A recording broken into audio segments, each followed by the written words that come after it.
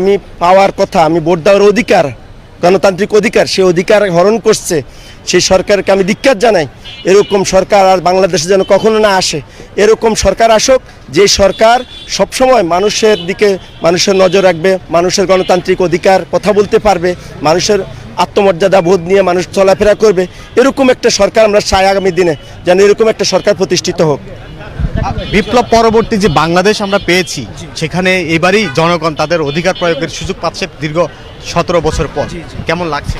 আলহামদুলিল্লাহ, খুবই ভালো। আমাদের এখানকার পরিবেশ পরিস্থিতি খুবই সুন্দর। বিপ্লব পরবর্তীতে আমাদের এই সরকার, বর্তমান ইউনূস সরকার, আমাদেরকে যে অধিকার এবং আমাদের যে ক্ষমতা প্রয়োগ করার অধিকার দিয়েছে, আলহামদুলিল্লাহ আমরা এখানে খুবই ভালো আছি এবং আমরা 15 আসনে খুব সুন্দর পরিবেশ এখানে বিরাজ করতেছে। প্রার্থী বাছাইয়ের ক্ষেত্রে কোন কোন বিষয়গুলোকে আসলে প্রায়োরিটি দিচ্ছেন আপনারা? প্রার্থী বাছাইয়ের ক্ষেত্রে আমরা আমাদের এখানে প্রায়োরিটি দিচ্ছি রাস্তাঘাটের উন্নয়ন, খাল উন্নয়ন এবং আমাদের যে এখানে দখল ব্যবস্থাটা, মিরপুরের অনেক রাস্তাঘাট প্রশস্ত না। আমরা এটা এখানে যে যারা আমাদের এখানকার অভিভাবকত্ব হয়ে আসবে, আমরা চাই আমাদের রাস্তাঘাটটা, বিশেষ করে পুনর্বাসন এলাকার রাস্তাঘাটগুলো খুবই নোংরাযুক্ত এবং এগুলো খুব দীর্ঘ এবং বড় না, এবং ফুটপাত নিয়ে অনেক ঝামেলা আছে। আমরা চাচ্ছি এগুলোর অবকাঠামো উন্নয়ন হোক।